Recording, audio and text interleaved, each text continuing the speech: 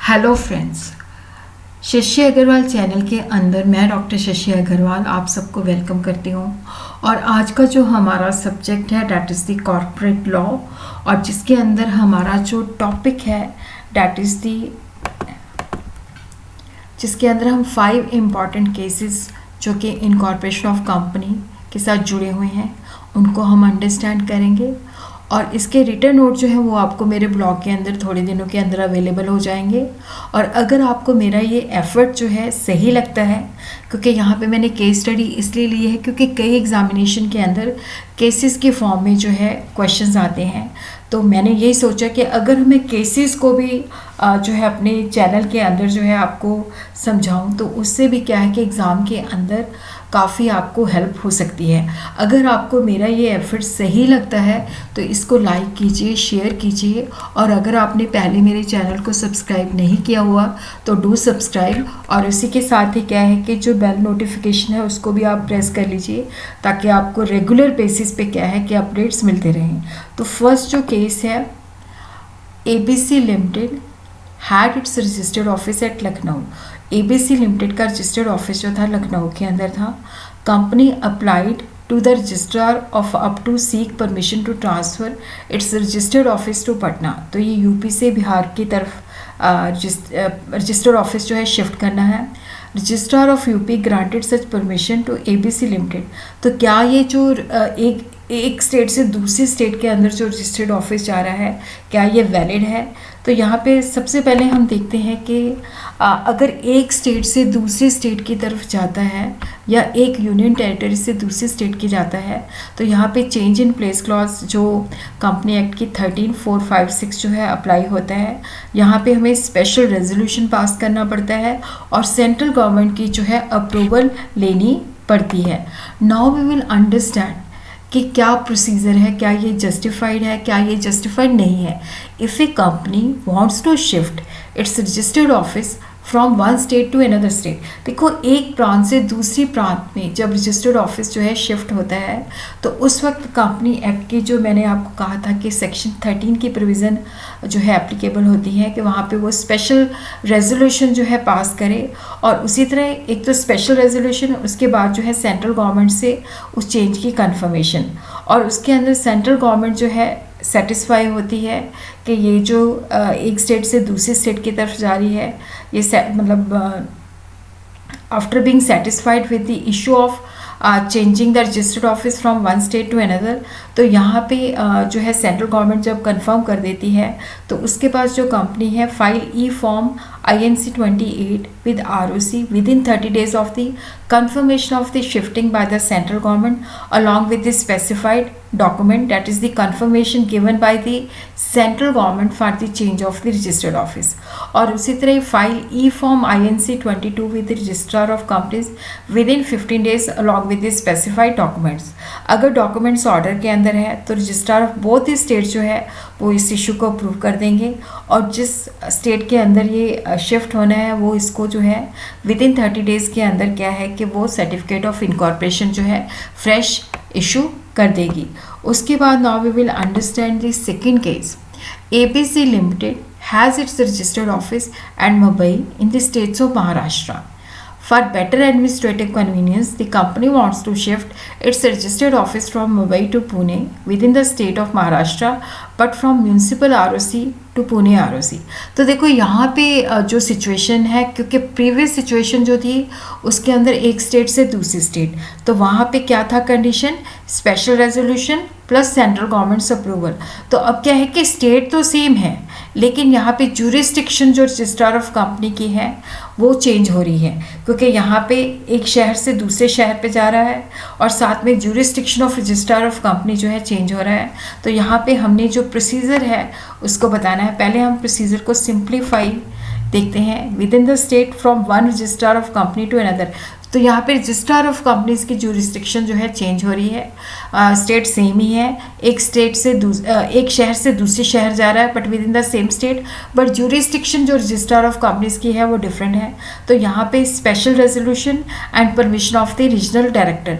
तो ये आप लोगों ने याद रखना है कि अगर सेम स्टेट है बट वहाँ पे रजिस्ट्रार ऑफ कंपनीज की ज्यूरिसडिक्शन चेंज हो रही है, तो special resolution and permission of the regional director. और उसी तरह ही हम देखते हैं कि जो प्रोसीजर है company act under section 13 provide for the process of altering the memorandum of association. जो लोकेशन और registered office clause in the memorandum only name of the states in which the registered office is situated. तो यहाँ पे basically क्या है कि देखो यहाँ पे मेमोरेंडम को ऑल्टर करने की ज़रूरत नहीं है क्योंकि स्टेट तो सेम ही रहती है, तो इसलिए क्या है कि सेक्शन 13 जो है यहाँ पे अप्लाई नहीं करेगा। तो यहाँ पे under section 12 subsection 5 of the act जो कि registered office of the company के साथ डील करता है, तो change in registered office from one town to another is in the same state that should be approved by the special resolution. और यहाँ पे क्या है कि ज्यूरिसडिक्शन भी चेंज हो रही है, तो definitely that has to be get the confirmation from the regional director. और जैसे ही एप्लीकेशन रीजनल डायरेक्टर के पास जाएगी तो विद इन 30 डेज़ के अंदर जो है उन्होंने इसको कंफर्म करना होता है। The company shall file the confirmation within the registrar period of 60 days. तो यहाँ पे कंपनी जो है जब उसके पास कंफर्मेशन आ जाएगी रीजनल डायरेक्टर की, तो 60 डेज़ के अंदर जो है उसको आरओसी के ऑफिस के अंदर जो है कंफर्मेशन फाइल करनी पड़ती है। और उसी तरह क्या है कि certify the registration with a period of 30 days from the date of filing such confirmation. तो रजिस्ट्रार को विद इन 30 डेज़ के अंदर जो है इसको सर्टिफाई करना होता है। और उसी तरह ही हम जो है केस 3 देखते हैं। Mangalu and Friends Court registered a company in the name of Taxman Advisory Private Limited। Taxmann जो है एक रजिस्टर्ड ट्रेडमार्क है। 5 सालों के बाद जो है ऑनर को पता चलता है कि इस तरह से मेरे ट्रेडमार्क की इन्फ्रिंजमेंट हो रही है, तो वो रेलिवेंट अथॉरिटी को एप्लीकेशन फाइल करता है। तो अब हमने यहाँ पे बताना है कि क्या जो कंपनी है क्या उसको कंपेल किया जा सकता है कि अपना नाम चेंज कर लो, और जो Can the owner of the registered trademark request the company and then company change its name at its discretion? तो हमने यहाँ पे बताना है कि क्या जो रजिस्टर्ड कंपनी है उसके पास क्या सोल्यूशन है। तो यहाँ पे देखते हैं कि according to section 16 of the company act, पहले हम रूल को देखते हैं। अकॉर्डिंग टू सेक्शन, देखो यहाँ पे जो नेम है उसको 16 ऑफ द कंपनी एक्ट जो है डील करता है कि कंपनी अगर इस नेम से रजिस्टर्ड है जिससे सेंट्रल गवर्नमेंट को लगता है कि ये किसी और कंपनी के साथ आइडेंटिकल है जो कि ऑलरेडी रजिस्टर हो चुकी है, तो कंपनी को वो कह सकता है कि अपना नाम जो है 3 मंथ्स के अंदर चेंज कर लो। जो पहले क्लॉज है उसके अंदर क्या है कि सेंट्रल गवर्नमेंट के ओपिनियन के अंदर एक कंपनी का नाम जो ऑलरेडी रजिस्टर्ड हो चुकी है उस कंपनी के साथ मिलता जुलता है, तो वहाँ पे कंपनी को डायरेक्शन दे सकती है कि विद इन 3 मंथ्स इसको चेंज करो। और उसी तरह क्या है कि आइडेंटिकल विद रजिस्टर्ड ट्रेडमार्क और owner of the trademark central government को अप्लाई करता है 3 इयर्स के अंदर। कंडीशन जो है 3 इयर्स के अंदर जो है उसने अप्लाई करना है कि जब ऐसी कंपनी जिसने उस जैसे ए कंपनी है उसने बी कंपनी का ट्रेडमार्क इन्फ्रिंज किया है, तो बी कंपनी के पास जो है कि ए कंपनी की इनकॉर्पोरेशन के 3 इयर्स के अंदर जो है वो सेंट्रल गवर्नमेंट को अप्लाई कर सकती है।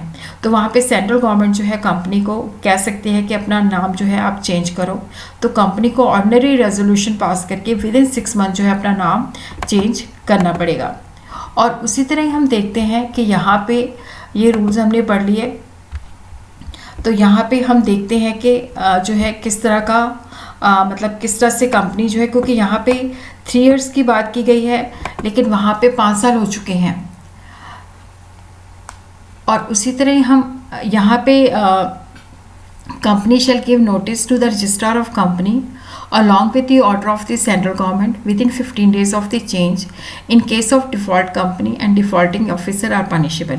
देखो यहाँ पे जब कंपनी विद इन 3 इयर्स के अंदर जो है सेंट्रल गवर्नमेंट को अपील करती है और रजिस्ट्रार ऑफ कंपनी को भी नोटिस देती है और सेंट्रल गवर्नमेंट का जो ऑर्डर है वो भी मतलब दिया जाता है, तो अगर कंपनी जो है डिफ़ॉल्ट करती है तो डिफ़ॉल्टिंग ऑफिसर जो होते हैं पनिशेबल हैं। तो ये जो है ये रेमेडीज़ कंपनी के पास अवेलेबल है अगर वो 3 इयर्स के अंदर एक्शन लेती है।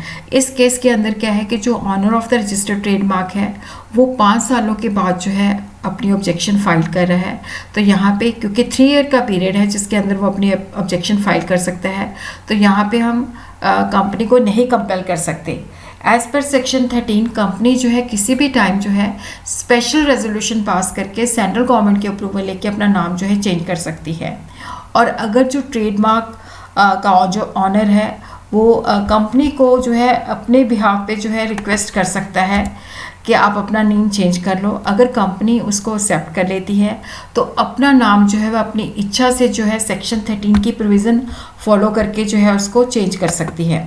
और उसी तरह ही हम एक और केस देखते हैं, case Mackinnon Mackenzie and company. एक company desire to shift its registered office from one state of West Bengal to the state of Maharashtra. और ये जो पटिशन थी स्टेट ने अपोज की कि ये अगर हमारे स्टेट से दूसरे स्टेट पे चले जाएगा तो हमें रेवेन्यू का लॉस होगा। तो कैलकाटा हाई कोर्ट अलाउड दी पटिशन और कहा कि यहाँ पे हमने लॉस ऑफ रेवेन्यू जो है रिपब्लिक ऑफ इंडिया के हिसाब से देखना है। तो यहाँ पे जो एक कंपनी है वो दूसरी स्टेट के अंदर जो है शिफ्ट कर सकती है। और उसी तरह हम केस 5 देखते हैं। The object clause of the memorandum of ABC Limited empower it to carry on real estate business and any other business that is allied to it। कि जो ABC Limited एक कंपनी थी जिसके मेमोरेंडम ऑफ एसोसिएशन जो है उसका constitution है, किसी भी कंपनी का जो कॉन्स्टिट्यूशन है, चार्टर है, जो मेमोरेंडम है वो उसी की पावर के तहत काम कर सकती है। तो वहाँ पे ताकि मैंने अपना रियल एस्टेट बिजनेस का काम करना है या कोई भी बिज़नेस जो इसके साथ जुड़ा हुआ है। तो रियल एस्टेट बिज़नेस के अंदर क्या था कि मंदा आ गया था। मैनेजमेंट ऑफ कंपनी जो है वो बिज़नेस ऑफ फूड प्रोसेसिंग जो है लेना चाहती है। तो कंपनी अपना मेमोरेंडम ऑफ एसोसिएशन जो है चेंज करना चाहती है, अपने ऑब्जेक्टिव क्लॉज के अंदर फूड प्रोसेसिंग बिज़नेस को इंसर्ट करना चाहती है। तो यहाँ पे हमने बताना है कि क्या प्रोसीजर है कि किस तरह से वो चेंज कर सकती है। तो देखो यहाँ पे स्पेशल रेजोल्यूशन पास करना पड़ता है। ये रूल्स पहले हम देखते हैं। अगर कोई कंपनी जिसने पब्लिक से पैसा रेज़ किया है प्रॉस्पेक्टस के थ्रू, और यहाँ पे क्या है प्रॉस्पेक्टस इशू करके उसने पब्लिक से पैसा रेज़ किया है और कुछ अमाउंट अभी भी अनयूटिलाइज्ड है, तो वो अपना ऑब्जेक्टिव क्लॉज जो है चेंज नहीं कर सकती। और वो तभी चेंज कर सकती है अगर वो स्पेशल रेजोल्यूशन पास करती है। और उसी तरह क्या है कि जो इस रेजोल्यूशन की जो डिटेल्स हैं एक इंग्लिश न्यूज़पेपर और जहाँ पे रजिस्टर्ड ऑफिस सिचुएटेड है वो रीजनल लैंग्वेज के अंदर पब्लिश करना पड़ता है। और कंपनी की वेबसाइट के अंदर भी क्या है कि वो जो है शो करना पड़ता है। और उसी तरह हम देखते हैं कि यहाँ पे जो शेयर होल्डर इस बात को ऑब्जेक्ट करते हैं उनको भी अपॉर्चुनिटी जो है दी जाती है कि वो एग्जिट कर सकें। और उसी तरह क्या है कि यहाँ पे dissenting shareholder shall be given an opportunity to exit by the promoter and the shareholder having control in accordance with the regulation to specified by the Security Exchange Board of India। तो now we will understand कि यहाँ पे क्योंकि rules को हमने देख लिया कि अंडर सेक्शन 13 सबसेक्शन 1 एक कंपनी स्पेशल रेजोल्यूशन पास करके जो पहले मैंने प्रोसीजर बताया वो फॉलो करके अपनी प्रोविज़न ऑफ द मेमोरेंडम को चेंज कर सकती है। सेक्शन 13 सबसेक्शन 6 रिक्वायर कि filing of special resolution by the company within the registrar within the specified period जो कि 30 डेज़ है। Section 13 subsection 9 states that the register shall register its alteration to the memorandum of association with respect to the objective clause। और यहाँ पे section 13 subsection 10 further stipulate that no alteration in the memorandum shall take place unless it has been registered with the registrar। कि ये तभी possible है कि अगर registrar जो है उसको सर्टिफाई कर देता है, रजिस्टर उसको जो है रजिस्टर कर देता है।